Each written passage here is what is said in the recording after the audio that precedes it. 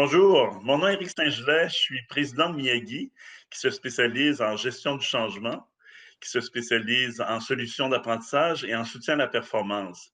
Alors aujourd'hui, dans cette capsule Lumière sur nos conseillers, j'ai le plaisir d'accueillir mon collègue Antoine Bouillot, qui va nous partager son expérience d'être passé de la pratique solutions d'apprentissage à la pratique gestion du changement.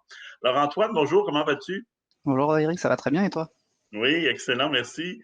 Alors, Antoine, pourquoi as-tu décidé de passer de la pratique solution d'apprentissage à celle de la gestion du changement? J'ai décidé de changer en fait comme tu dis de la pratique formation vers la gestion de changement pour me rapprocher plus des personnes qu'on touchait au fil des mandats.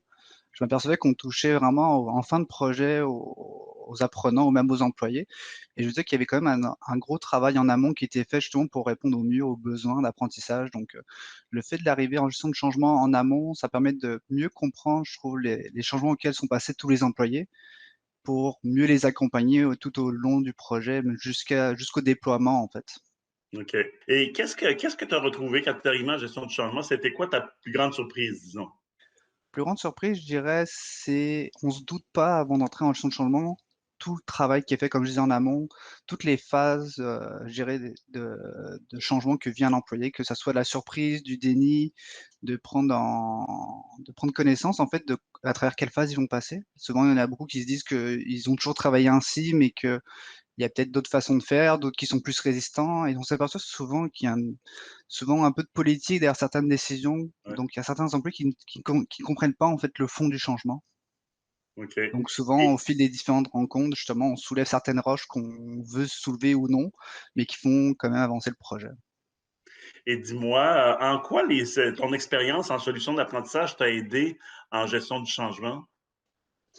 Je dirais que c'est plus une vue transversale. On voit le début, on voit la fin.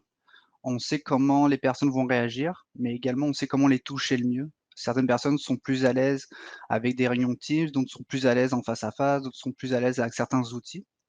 Donc je pense que c'est le fait de s'adapter, d'être réactif au niveau de beaucoup de variables qui peuvent influencer la formation, mais également le changement.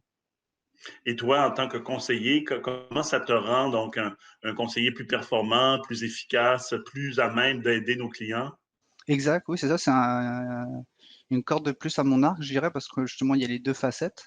Il y a plus le psychologique et plus les outils maintenant. Je pense que souvent en mandat de formation, on connaît les changements, on nous a parlé, on nous a fait une mise en contexte, mais le fait d'arriver en amont, en gestion de changement, c'est le fait de comprendre le changement et non simplement le connaître. On voit le déroulé, on voit les phases, on a beaucoup plus une vue globale, transversale qui permet justement de développer un curriculum de formation plus à même de répondre, aux personnes sans vraiment les bousculer non plus, de faire un changement plus en finesse, si je peux dire comme ça.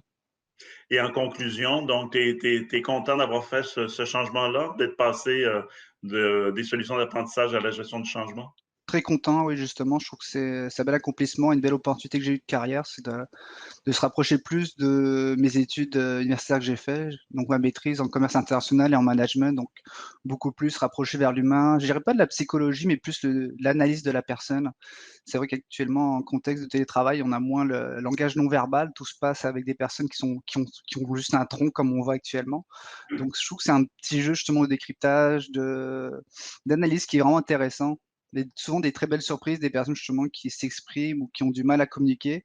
Donc c'est des beaux défis, mais c'est vraiment, une belle expérience. Excellent.